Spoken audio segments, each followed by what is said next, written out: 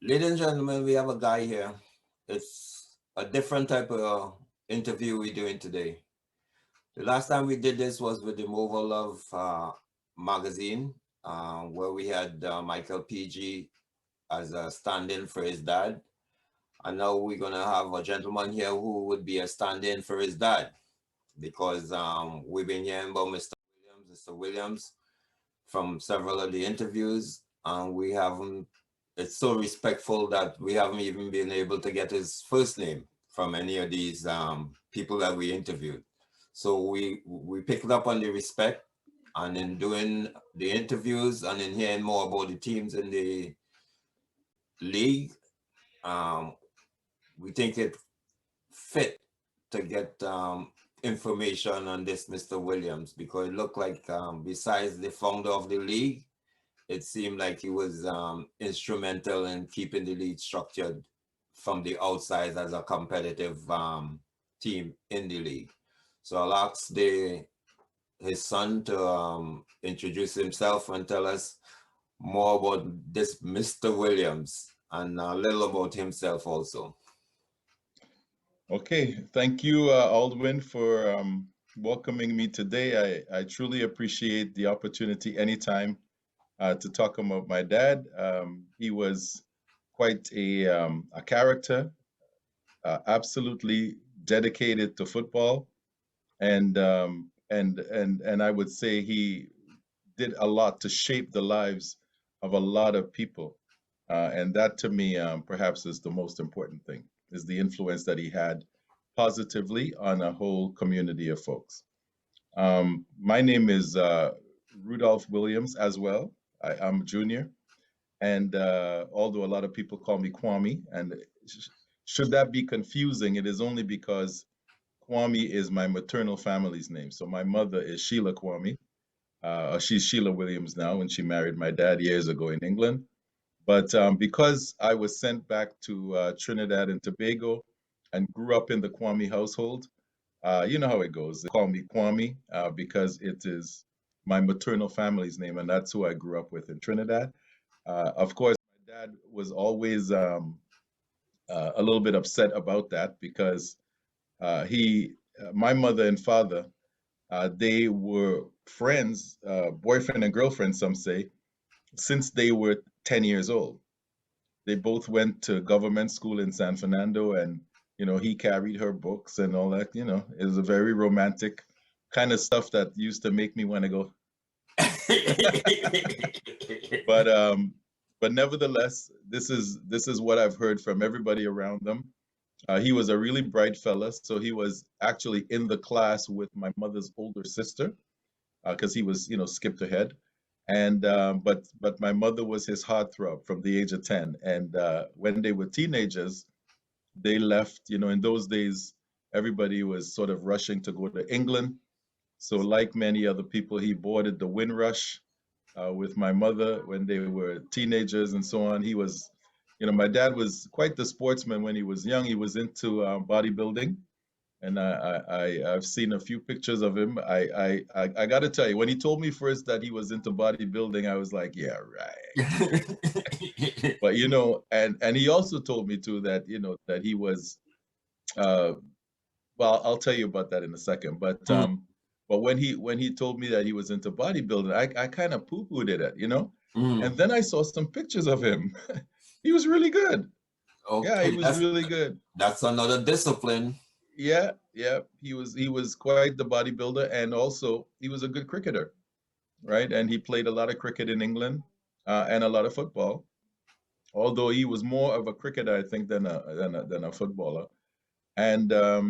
And so, but going to England and with his passion for sport, etc. And remember that the World Cup uh, was in England in 19, I think, 58.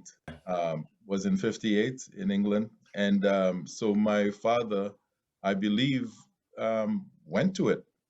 I was born in that year myself. It was, no, it might have been in England in 66 or so. But I know he's been 66. I to think it was 66, 66 in Yeah, England, yeah. yeah. So, but I know he's been to at least one World Cup where, he had an opportunity to go and see the matches. He was an incredibly passionate man when it came to football. He lived and breathed football on a day-to-day basis. So it wasn't So did you get any exposure in England, or you straight well, Trinidad? I left England because of in those days it was extremely difficult for young couples like my parents. People were trying to support each other. Remember, you're in a country with no family, and your family was who you went on the ship with, right? So I have a bunch of aunties and uncles in England who still think of me as their nephew, and it's because they were on the boat with my parents. So that's how it was in England. If you were on the boat with someone, when you disembarked, that's your family. And so they tried very much to support each other. At one point, my mother was going to nursing school in Manchester and only seeing her baby on the weekends, right? And my father was, he had been an electrician since he was a young man in Trinidad. So, he worked as an electrician at night so that he could go to school to study engineering during the daytime. That left not much room to really parent. So eventually he picked up the baby, and he told his one of his good friends that he grew up with, he said, look, when you're going home on holiday, take the child and give him to Sheila's parents. So that's how I ended up living and being raised in San Fernando by the Quammies, right? So how you got reconnected in Toronto? So how we got reconnected in Toronto is because, first of all, I didn't mention this, but I mean, my father was an absolutely brilliant man. He really was. He really was. In fact, I think that in some ways that was the genesis of some of the difficulties he and I had, because my dad was damn near a genius who didn't understand, having been raised in the conditions that he was. Nobody told him you're pretty near to being a genius, and so it is not normal for people to be able to absorb information or have the kind of brilliance that you have, because he never thought he was special. He just anticipated that everybody around him, including his own child, would be able to do those things, Yeah. right? So this is a guy who, by the age of 16 in Trinidad, even being an orphan, because he was an orphan, right? His mother died when he was 10, and he lived on a street in San Fernando called Carib Street, which many people will know, Mm-hmm. because of the Carib house. That it was an old house that that is still, I think, still there.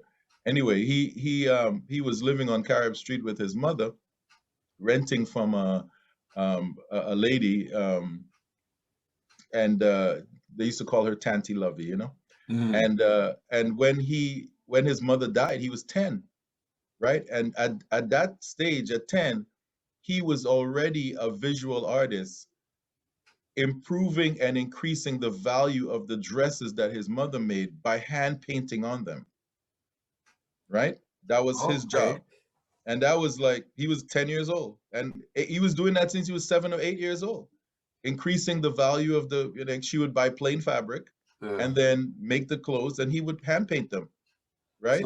So I guess what you were in is part of his production. Yes, yes, yes. Not quite, not Yeah. quite. This is actually a gift from my father-in-law. Yeah. But Yeah. Yeah. yeah, so he was a very talented guy. And by the time he was 16 years old, he was already an electrician, making a living in the oil fields in Barrackpore and Point Fortin and that Mm-hmm. area. So when he went to England, he was able to have that skill that he could turn into a little bit of revenue for him and his wife, while he studied to be an engineer. And my father eventually became a civil engineer.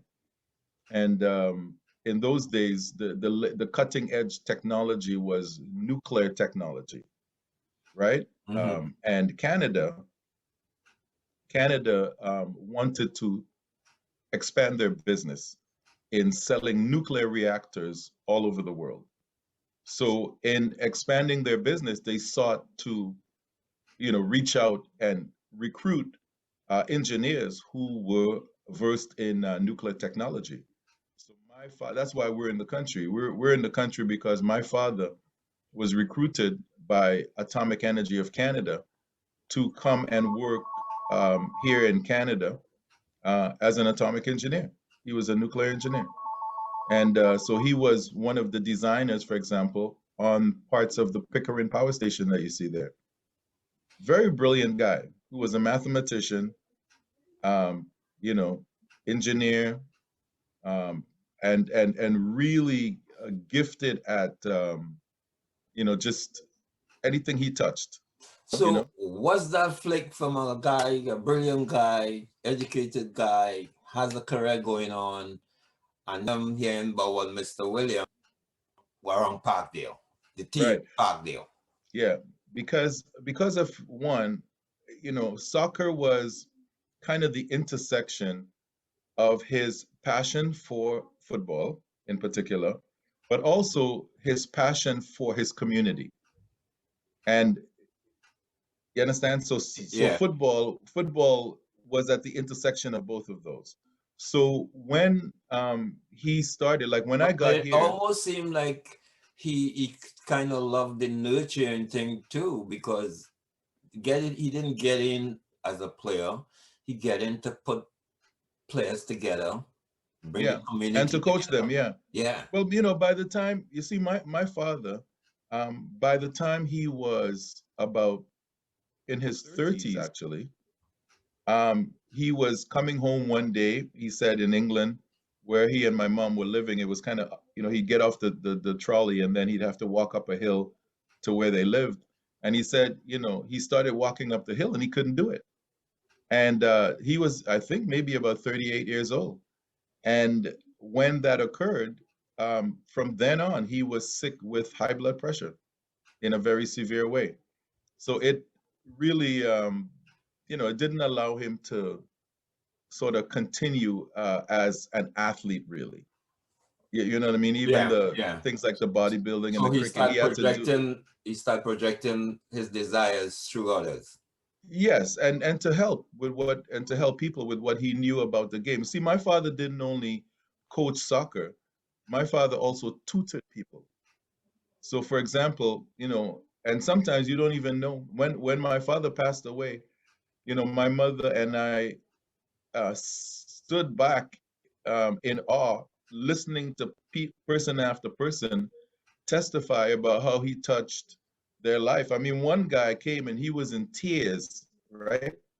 And he was a guy that my father worked with, actually. He was an engineer as well at Atomic Energy. And this guy came and he was so upset because he was pouring his heart out and speaking about how his son was dropping out of school, not interested. And my mother said, "What? You're breaking up. Bring him, let me talk." You're breaking up, so go back.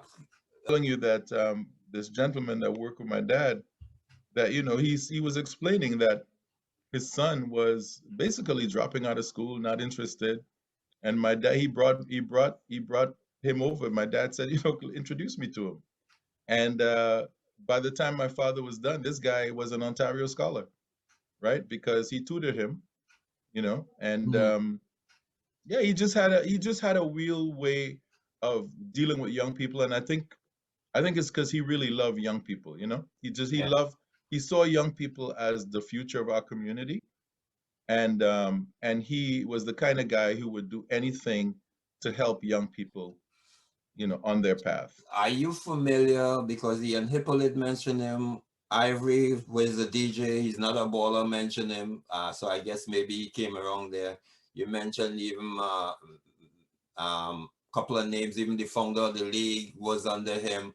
So what was the formation of Parkdale? Were you privy to the formation of Parkdale? Oh, most definitely. Yeah, most definitely. Because really, in a way, I was the genesis of it all. Because when I came here to join my parents in 1970, one of the first things that my father did was take me out to a field to see, to see what my skills were, right? To check me out, see. And I remember that I was incredibly weak, in that, I was 11 years old. I didn't have the ability to really strike the ball very far and things like that.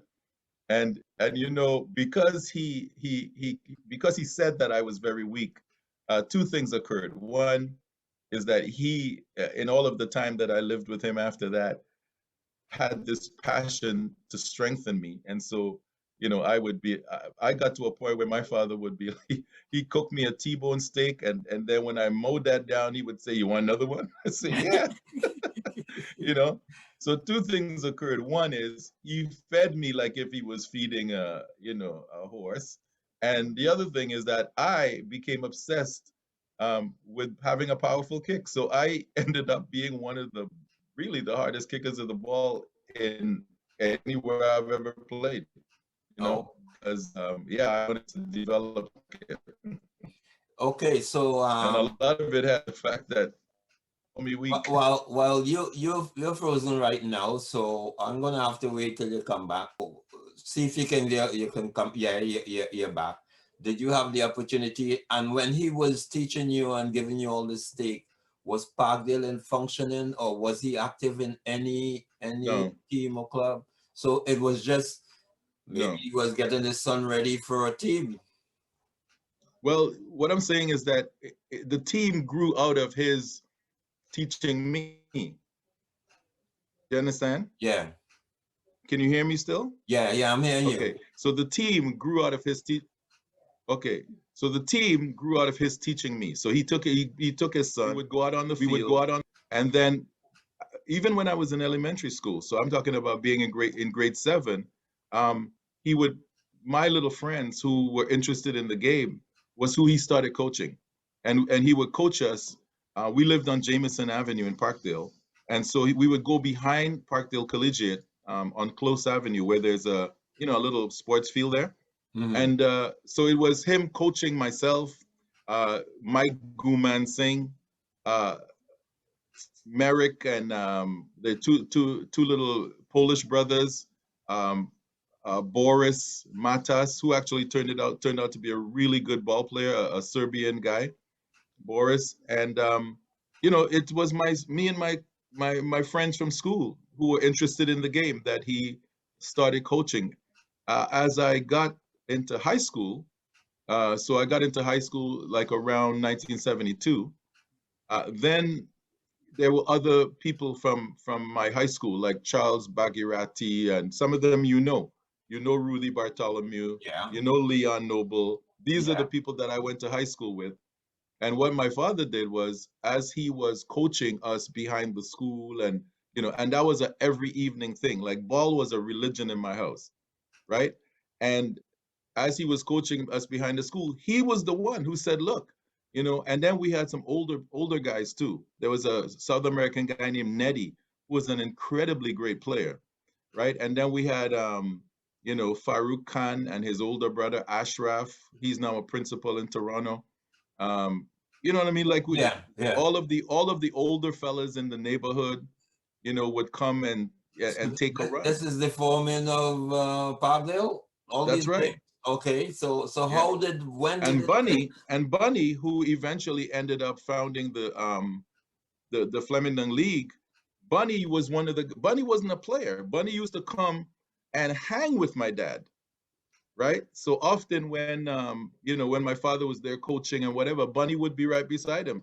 That's how I know Bunny. I know Bunny hanging with my dad and coming and being liming around the soccer and so and so.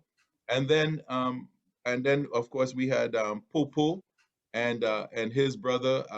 Actually, his brother Archie was here even before. His brother Archie was one of the original people who lived right on Jameson, and he would come out and take the run with us every evening. And then when his brother Popo came to Canada, well, of course, he came out, with his brother, and he joined us too. And then and Popo and them, they're from a family in Arima where they told me that at one point, of the 11 players starting on the team for Arima, 8 of them were from their family, right? Because There you and go. I've met a lot of his other brothers too. I met Mang and some of the other ones, but so it was a really great thing. And my father was the one with the vision that said, look, you know what, we're gonna start a team, and we're gonna put it in the Toronto District League. right? So because we used to play exhibition games against teams up at the Sinclair ground, up Sinclair, So Parkdale girls. was actually in T&D before Parkdale joined the Yes, Flemingdon. yes, Okay. definitely. Yes, yes. When Parkdale was in TND, I think I was 14 years old. Put the team in the league, and then he started to encourage us to be more serious, more disciplined. He was a guy about discipline too, right? Hmm. Because, that's one of the ways in which he, as somebody who, remember, was an orphan, is the way in which he was able to do the things that he did in life. He was a disciplined guy. And so, you know, so that's what he enforced. In a lot of ways, he had How did the team do in T&D? You know, in the you TND we did fairly well. I can't remember what what our division? standing was, Yeah. but I know we did really well. We won a lot of games in the TND. And We then you had come to guys like wow, and ladies and gentlemen, now we realize that Parkdale was in T&D before they came, and that they start the Flemingdon League, and that's why they were all yes, over us. So yeah, yeah. did you come to Flemingdon that first year? Were you part of the I team? did, I did. I So, played some of the games at Flemingdon. because didn't do the Oakwood where the league started, Oakwood and Vaughan, No, right? no, no, So no. Parkdale came in Flemingdon. Now, Yes, how was that Flemingdon? You're up to Flemingdon. Did you play in T&D or I played in. Oh yeah, I played in TND. I okay? definitely did. There you Yeah, go. yeah. So now you come to Flemingdon to play. What was it like? So as I remember, and I didn't stay with the team. That was at the time that I had severe conflicts with my father, and that was actually the year that I stopped playing on the team altogether. Mhm. And because I got injured in a high school game, I didn't have anybody to help me through the fact that injuries are normal. I got really scared when I got injured because I had never been hurt before. What type of But that first year in the Flemingdon League, we gained the benefit, I would say, of the discipline, right? It was really clear because a lot of the teams didn't. That was the difference, I would think, is the discipline. We came with a lot more discipline than many of the other teams came with. You well, know, you we didn't know about Parkdale, to be honest, because now you coming into the second year, and we had two different spots in 75, which was Oakwood, and then we went to Bathurst, and then we came to Flemo, and you weren't there. So now we looking at you as a new team and not really thinking, because normally Flemington, even going into the 2-3 years after that, is normally guys want to form a team and they're not really structured and stuff. So yeah, you guys kind of caught us by surprise. yeah, yeah. It was an already organized team, already training properly. My father was always researching soccer, always looking at um, the up to date and current training methods. For example, he was an old school thinker. He grew up, watching and in the British game. The players that he revered. He loved the Brazilian team.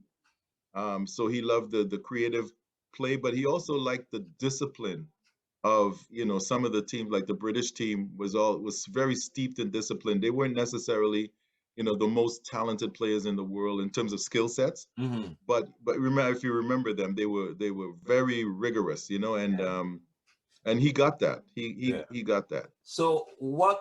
But Parkdale stayed up till 77. So Parkdale on the park only stayed 2 years, and then Yeah. Hawks came out, and I think he was with Hawks too. Well, it was Parkdale became D'Hawks. There you go. And what happened there? Yeah. Can you recall what happened? Yeah, so even though I wasn't at that point involved, I had already had my big falling out with the daddy, and no longer no longer playing with their team and so on. But he, if you recall, there used to be a building at 201 Church Street, Yes, 201 Church, right? which That was became right. Unity So Clubhouse and Hawks Clubhouse. exactly. So that place, the gentleman that kind of rented it and started to turn it into D-Hawks Club or whatever. Mm-hmm. Earl, his name was Earl, and really incredible man, really very passionate, very warm person. I know he was when he found when he because he knew me as a musician. So when he found out that that was my dad, because at that point we were very much apart. Mm-hmm. And when he found out that was my dad, oh my God, he worked day and night to actually try to get me and my dad to have conversations. I respect and appreciate him for that. Okay. He Yeah. told me, he said, family is the most important thing. And you, both of you, he says, I know you both, you're really nice people, and you shouldn't be apart from each other. It was actually the first time I had a conversation with my dad after, leaving home at a young age and all of that was Yeah. in that club. Was in that club because Earl invited me to come and he kind of had it set up, where he knew my dad would be there, right? But anyway, so it is because of that club and the D-Hawks. They had a bit of an association. Mm-hmm. They merged forces, and what was Parkdale Cosmos became D-Hawks. Same players, maybe some added new ones, but and um and so Candlelight, who you're talking about, what do we call him again? Ivory. Ivory. So I have to tell you that the reason Ivory knows this very well and is credible is, first of all, Ivory lived at West Lodge. So Ivory was also one of those guys who was out on the field at Parkdale because that gathering to play football on an evening, it wasn't just the football, it was also the community gathering place. So even the people who didn't play, like Ivory didn't play that much, or Bunny didn't play that Yeah. much. Yeah. Bunny was inspired to do what he did because of what happened at behind Parkdale, right? Where Okay. Yeah. it was this gathering of people, and you had just as many people liming as playing, right? So the limers Okay. limed and the players played, right? And Yeah. so yeah, so it was a very, that's why I said it was the intersection of football and community. And so this as this evolved, it morphed into different ways. And D-Hawks was just a further evolution of the whole thing that started as Parkdale Cosmos. And then even in our same Parkdale area, you had I think we used to call him Boy. I can't remember his real name. Boy, Boy, which is McDonald. he drive taxi. Yes, yes, yes, boy. Yeah. Yeah, So boy. Yeah. boy, this guy, Alfred, Errol, Yeah. Errol, who used to, I think he used to work for TTC or something like that. Right. I He know was with his wife Unity. worked for TTC. His wife was the first female TTC driver. Okay. Yes, yeah. She used to drive the streetcar. Yeah. Okay. So anyway, they along with eventually guys like Saki and right, Yeah. they formed in the area a team called Exhibitors. Okay. There you go. So for exhibitors, it has to be almost close to being parallel because exhibitors came out in they were there in the original. Saki came Yeah, up yeah. when it was going on.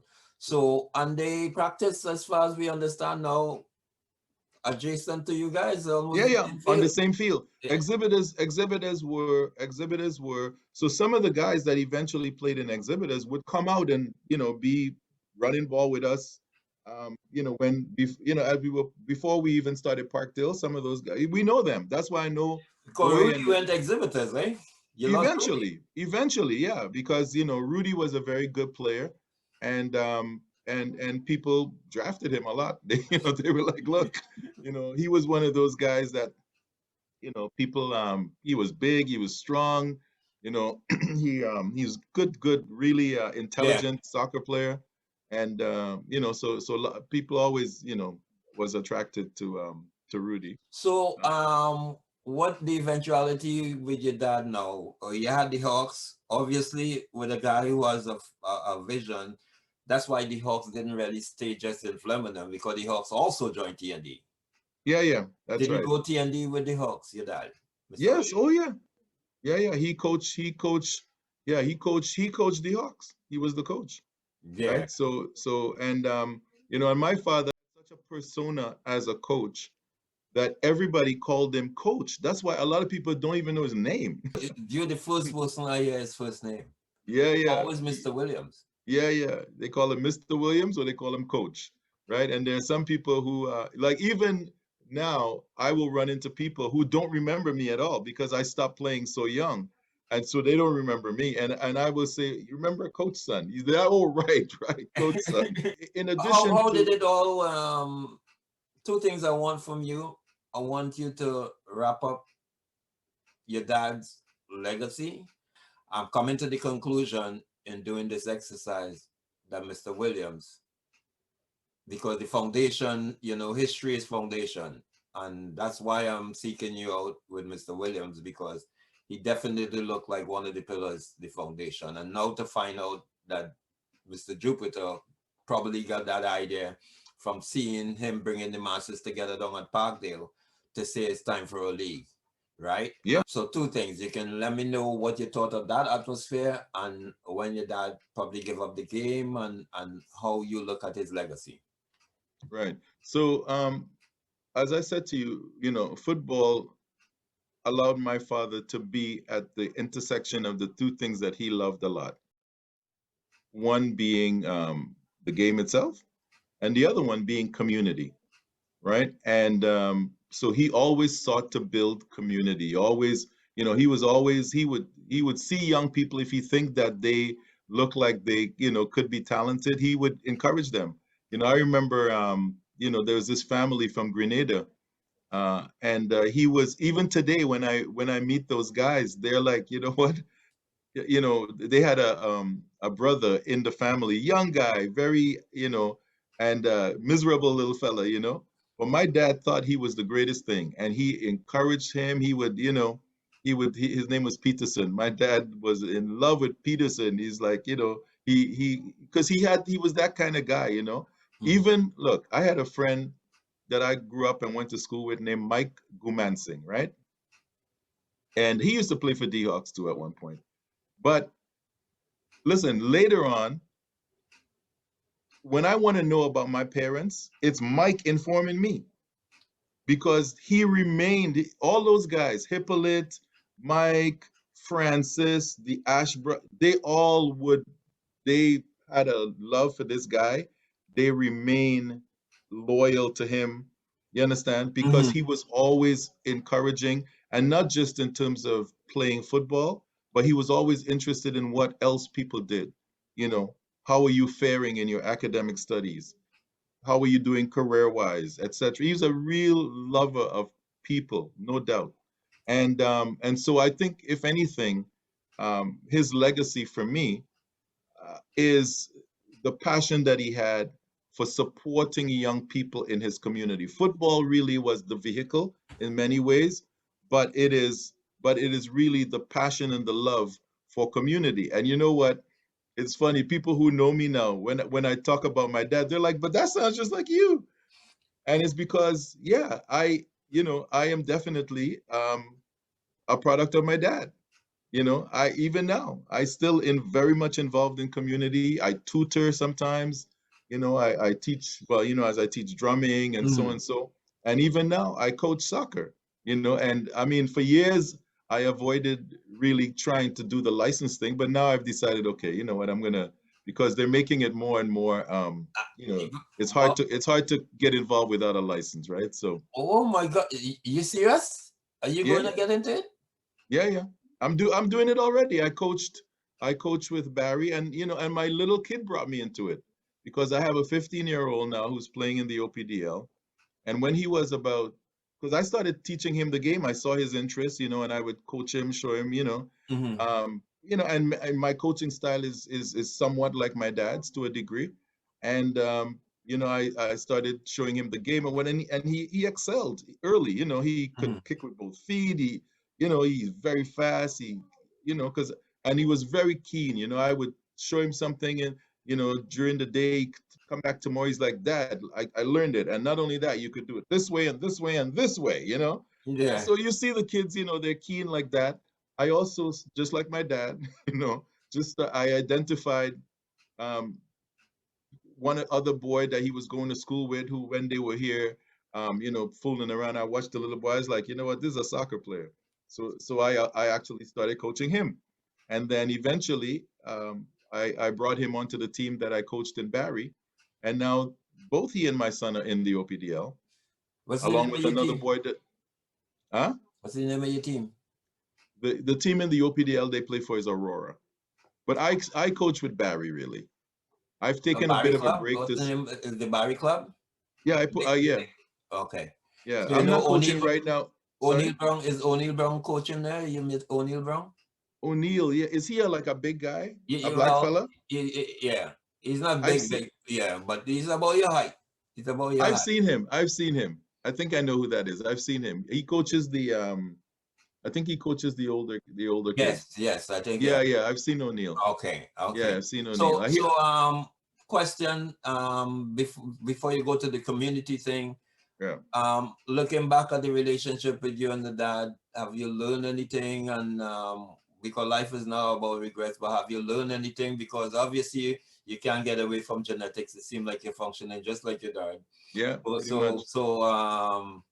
have you learned anything? Because you talk about him highly and stuff. So, The thing is this, right? Remember what I said. My dad was an orphan. He didn't really have the typical stable familial upbringing. You see what I mean?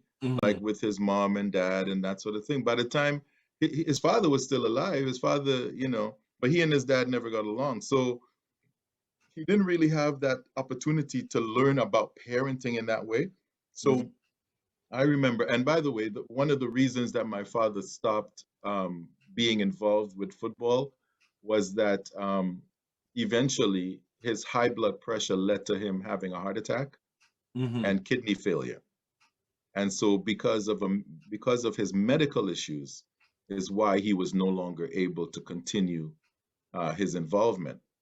And when he ended up in a coma in the hospital, and that's when he and I really sort of started to kind of gel again, because I used to go see him at St. Mike's and so on. And one day he looked at me and he said, you were a really difficult child. You were a really difficult child. And I said, really? And he said, yeah. He says, because the relationship between a father and a son, it should be like a general and a private. If the general tells the private, look, do this, the private is supposed to follow, right? The private's supposed to follow. And so I listened to him, I listened to him really good. And then I said to him, I said, well, look, I actually have a different opinion. And I sat down and I gave him Love and Respect 101. I said, look, here's why children listen to their parents. It's about love and it's about respect. And here's how that works. And this big man, I was shocked at the response because I'd always known him to be, kind of a hard edge, Yeah. He sat there and bawled like a baby. He sat in the hospital bed and cried. He said, man, he says, I can't believe that I never gave you what I really wanted to give you. And here you are with so much wisdom. So after that situation, we became extremely close Great. because you understand, we became really close. He was my best friend. Great. After that, because Well, I think he came. I wanted to get that because Yeah, no, we became best friends because I think he too realized that growing up the way he did, he didn't learn everything about parenting, and so even though he was well-meaning, he was a great he was probably better at nurturing young people in the community than he was at parenting his own child. Yeah, well, Because a lot of parents like that. yeah, he was extremely passionate about young people, I tell you.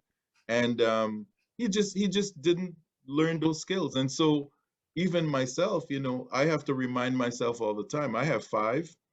And sometimes, when I see How many the girls, how many boys?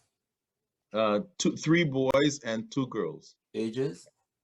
So Juma is 38. He actually just turned 38 like a couple of days ago. And then Abena is 36. She'll be 37 this August. And then Nyamka is 30.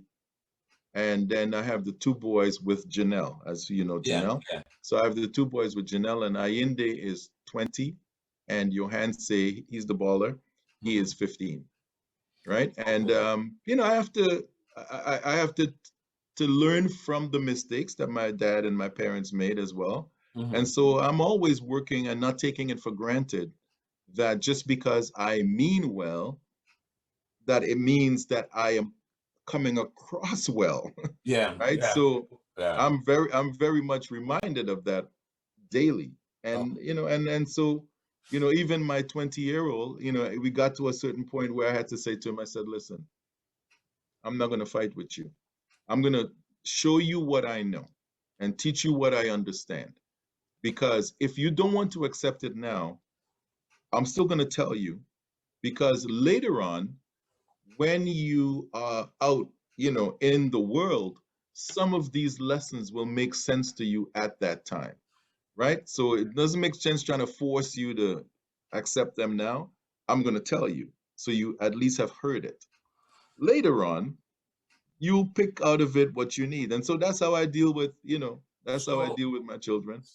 let's in wrapping this up, what you think about the doing the history, your dad and everything else, this exercise we're doing, and what these always having something structured in the community means, because yes, you might be in Barry Club or whatever, but my always thinking is that we as a people also need to have something where our children could go and meet other people of the thing. So you can wrap that up and let me First hear of what you all, think.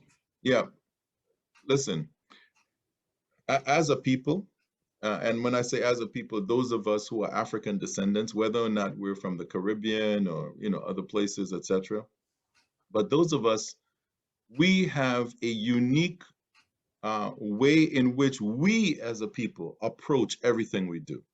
That's why our music sound the way it does. That's why our approach to business is different.